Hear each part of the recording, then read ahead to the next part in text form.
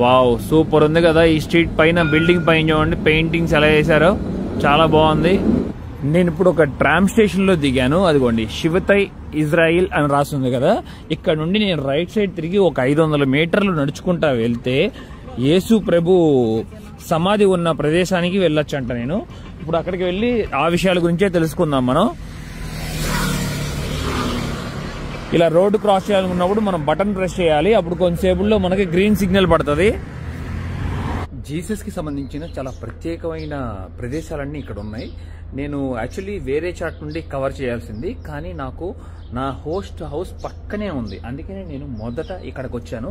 ఇప్పుడు చాలా ఇంపార్టెంట్ అయిన ప్లేస్కి వచ్చాము. మొత్తం క్రిస్టియన్స్కి, అలాగే చాలా మందికి కూడా.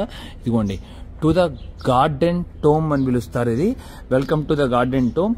ఇక్కడ జీసస్ ని మొత్తం ఫస్ట్ సిలువ వేసి నడిపిస్తారు కదా. మనం అన్ని సినిమాల్లోనూ అట్లాగే బైబిల్లోనూ అన్నింటిలోనూ చదువుకున్నాం కదా స్టోరీస్ లో. ఆఖరి నిమిషంలో తనని ఇక్కడ తీసుకొచ్చి జీసస్ ని ఇక్కడ ఉంచేటట్టుగా చెప్తున్నారు. మనం లోపలికి వెళ్ళి ఇంకా తెలుసుకుందాం. అదిగోండి ద గార్డెన్ టోమ్ అని ఉంది. ఇక్కడ టైం ఏంటంటే పొద్దున్న 9 నుండి మధ్యాహ్నం 1 వరకే ఉంటుంది. ఆల్రెడీ టైం ఇప్పుడు నాకు 10 అయిపోయింది. ఇదిగోండి చూస్తున్నారా ఎంట్రన్స్ ఎలా ఉందో. ఇది ఎంట్రన్స్. లోపలికి రాగాలని ఇది ఇచ్చారు, చూస్తున్నారు కదా. Welcome to the garden tome అని రాస్తుంది. అలాగే ఇక్కడ మ్యాప్ కూడా ఉంది చూడొచ్చు, నేను లోపల ఎలా ట్రావెల్ చేయాలనేది. అలాగే ఇక్కడ చాలా మంది టూరిస్ట్ కూడా ఇక్కడ వెయిట్ చేస్తున్నారు చూడొచ్చు మొత్తం. ఇక ఇప్పుడే వీళ్ళు లోపలికి వెళ్ళబోతున్నట్టున్నారు. ఇక్కడ క్లియర్ గా రాసింది చూడండి, welcome to the garden tomb. Now in the place where he was crucified there was a garden and in the garden a new tomb where no one had ever been laid. ఈ 1000 సంవత్సరాల చరిత్ర ఉన్న ఈ భూమి మీద నడుస్తున్నందుకు చాలా సంతోషంగానే ఉంది, అలాగే బాధగా కూడా ఉంది. ఇంకా కాసేపట్లో నేను జీసస్ ఉంచిన టామ్ ని మనం చూసుకోబోతున్నాము. మొత్తం ఇక్కడ చాలా చక్కగా మెయింటైన్ చేస్తున్నారు ఈ ప్రదేశాన్ని కూడా. గార్డెన్ లో నుండి మనం లోపలికి రాగానే శాంతం చివరికి వచ్చిన తర్వాత ఇక్కడ స్కల్ హిల్ అని ఉంటుంది. ఇది చాలా ప్రత్యేకమైనది కూడా. అంటే దీని గురించి తెలిసిన వాళ్ళు ఉండే ఉంటారు, ఎందుకంటే క్రిస్టియన్స్ చాలా వరకు ఇవి చదువుతారు కాబట్టి, ఈ విషయాలు కూడా తెలుసుకుంటారు కాబట్టి ముఖ్యంగా చెప్తున్నాను. ఎందుకంటే ఇదిగోండి 1900 సంవత్సరంలో ఇది ఇలాగ ఉండేదంట, చూస్తున్నారా. ఇప్పుడు మీకు అదే చూపించబోతున్నాను నేను. వచ్చిన టూరిస్ట్ అంతా కూడా ఇక్కడ కూర్చుంటున్నారు, కూర్చుని ఈ వ్యూ చూస్తున్నారు. ఇదే చాలా ముఖ్యమైనది, ఎందుకంటే జీసస్ ని సిలువ వేసినది ఇక్కడే, ఈ కొండ పైనే. చూస్తున్నారా. స్కల్ హిల్ అని ఎందుకు పిలుస్తారంటే ఇక్కడ కింద చూస్తున్నారు కదా, ఒక కేవ్ వచ్చి ఒక స్కల్ ఆకారంలోగా ఉంటుంది, అందుకని దీనికి స్కల్ హిల్ అని వచ్చింది పేరు. అసలు శాంతం పైన ఇదిగోండి ఈ కొండ పైనే వచ్చి మొత్తం ముగ్గురిని సిలువేశారు. ఆ ముగ్గురులో ఒకరు జీసస్, మరొక ఇద్దరేమో దొంగలు. ఈ ముగ్గురిని సిలువ వేసింది పొద్దున్నే సమయం 6 సమయంలో జీసస్ సిలువ వేస్తే మధ్యాహ్నం 3 సమయానికి తను ప్రాణాన్ని విడిచిపెట్టారంట. దీనికి మరొక పేరు కూడా ఉంది, గోల్గొతా కొండ అని కూడా పిలుస్తారు దీన్ని. ఆ పైన చెట్లు కనపడుతున్నాయి చూశారు, ఆ చెట్లు దగ్గర సిలువ వేసింది. ఇక్కడ నుండి కనీసం నాకు తెలిసి 1.5 కిలోమీటర్న్నర 2 కిలోమీటర్లు ఉండొచ్చు ఒక ప్రదేశం.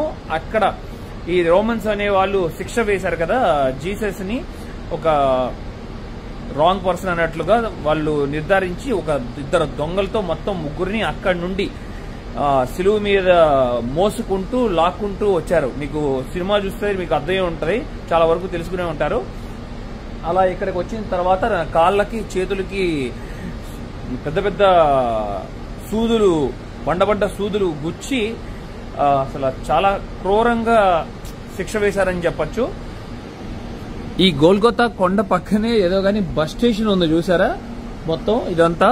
అలాగే ఇక్కడ పలక మీద కూడా రాసి ఉంది చూడండి, Jesus to them to be crucified. So they took Jesus and led him away, and he bearing his cross went out into a place called the place of a skull. ఇప్పుడు మనం చూసుకున్న కొండ which is called in Hebrew Golgotha, where they crucified him and 2 others. అదిగోండి ఇంకొక ఇద్దరిని, one on either side అంట. మధ్యలో Jesus ఉన్నారు సెంటర్ లో. చాలా బాధేస్తుంది. నేను చాలా మూవీస్ కూడా చూశాను జీసస్ కి సంబంధించినవి, కథ ఆధారంగా తీసుకున్నవి. కళ్ళ ముందే నిజంగా జీసస్ ని చూస్తున్నట్లు అనిపిస్తుంది. అంత అద్భుతంగా ఇప్పుడున్న ప్రజలకు కూడా తెలియాలని చెప్పి చిత్రీకరించిన సినిమాలు అవన్నీ. ఒక పక్క కొంచెం లక్కీ అని చెప్పొచ్చు, లేకపోతే అసలు ఇక్కడ మనం నుంచుంటానికి కూడా స్పేస్ ఉండదు. ముఖ్యంగా ఈ వార్ సమయం వలన ఎవ్వరూ లేరు టూరిస్ట్. స్కల్ హిల్ చూసుకున్న తర్వాత ముందుకు వచ్చాం కదా, ఇదిగోండి నా వెనక మొత్తం టూరిస్ట్ గమనిస్తున్నారు కదా, కొంతమంది ఉన్నారు. వాళ్ళంతా లోపలికి వెళ్లి జీసస్ సమాధి ఉన్న ప్రదేశాన్ని చూస్తున్నారు. వాళ్ళంతా అక్కడ ఉండటం వల్ల నేను ఇంకా ఇక్కడే ఉన్నాను. మొత్తం ఖాళీ అయినాక వెళ్తే మనం ఇంకా క్లియర్ గా చూడొచ్చు అని చెప్పి. ఇప్పుడు మనం ఈ గోల్కొతా కొండ పైన ఉన్నాం కదా, ఈ కొండ పైన తర్వాత జీసస్ మరణించిన తర్వాత తనని అక్కడ సిలువ వేసిన దగ్గర నుండి తీసుకొచ్చి ఇక్కడ ఇదిగోండి ఈ సమాధిలో భద్రపరిచారని చెప్తున్నారు. కానీ తర్వాత ఇప్పుడు విన్న విషయాల ప్రకారం ఈ ప్రపంచంలోనే ఖాళీగా ఉన్న సమాధి ఇదే ఉంటుందని కూడా చెప్తారు కొంతమంది. మరియు జీసస్ సమాధి ఇక్కడ తను మరణించిన తర్వాత పెట్టిన తర్వాత 3 రోజుల తర్వాత తను మళ్ళీ బయటికి లెగిసి మళ్ళీ బయటికి వచ్చినట్లుగా చెప్తున్నారు. అందుకనే తను చేసిన మంచి పనులు ఇట్లా చాలా విషయాల మీద అందుకే జీసస్ ని ఒక గాడ్ లాగా పూజిస్తారు ఈ ప్రపంచం అంతా. చాలా వరకు మనకు తెలిసిన విషయమే. మళ్ళీ మరొక విషయం ఉంది. ఇప్పుడు ఇక్కడ ఈ క్రిస్టియానిటీలోనే చాలా ఉంటాయి. ఇప్పుడు రోమన్ క్యాథలిక్ అనే వాళ్ళేమో మేరీ మాతని పూజిస్తారు, జీసస్ మదర్ని. వాళ్ళు బిలీవ్ చేస్తారంటే ఇప్పుడు మనం ప్యాలెస్టైన్లో ఉన్నాం కదా, ఇజ్రాయెల్లో. ఈ ప్యాలెస్టైన్లో మొత్తం జీసస్ సమాధులు 2 ఉన్నాయి అంటున్నారు.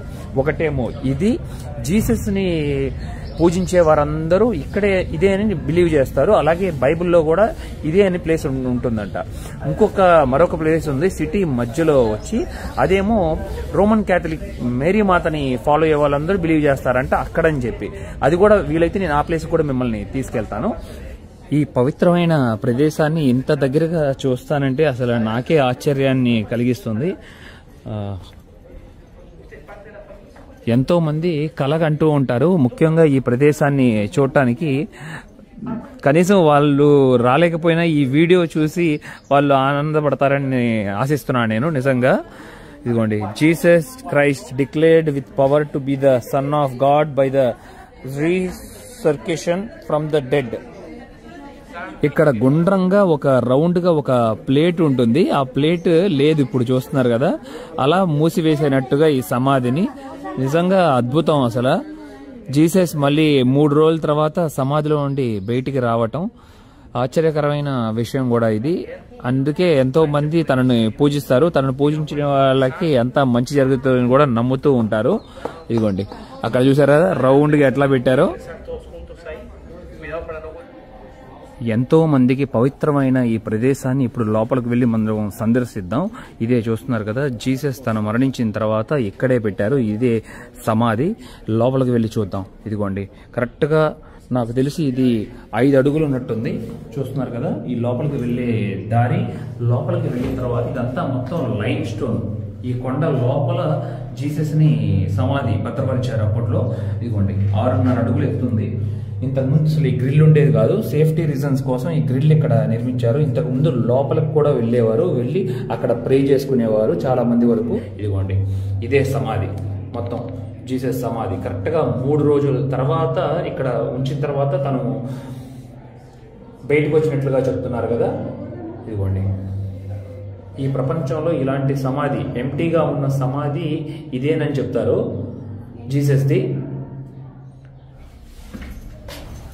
ప్రపంచం అంతా ఎక్కడో నుండి వచ్చిన వాళ్ళందరూ వచ్చి ఇక్కడ ప్రే చేస్తున్నారు, అది జీసస్ కోసం.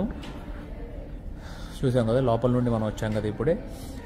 ఇజ్రాయెల్ అంటే మనకు మరొకటి కూడా తెలుసు, వైన్ కూడా ఎక్కువగా తయారు చేస్తారని చెప్పి. ఇదిగోండి వైన్ ప్రెస్ అని చెప్పి ఇక్కడ ఉంది చూస్తున్నారా, కిందంతా చూస్తున్నారు కదా రాళ్ళంతా ఉండి అక్కడ మేబీ గ్రేప్స్ వేసి అక్కడ తొక్కుతారనుకుంటా. అలా తొక్కినప్పుడు దాంట్లో ఉండి వచ్చే రసం ఇట్లా కిందకి వెళ్తున్నట్టుంది చూడండి.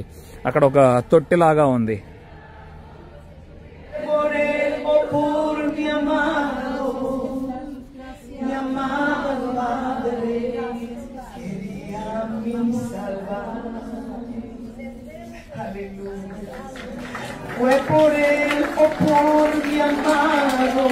ఇక్కడ చూడొచ్చు బ్రెడ్ అలాగే ఫలాఫల్ సేల్ చేస్తున్నారు. దీంట్లో ఆనియన్ కూడా ఉంటుందంట.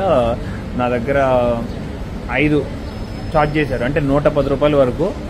టేస్ట్ చేద్దాం ఎలా ఉందో.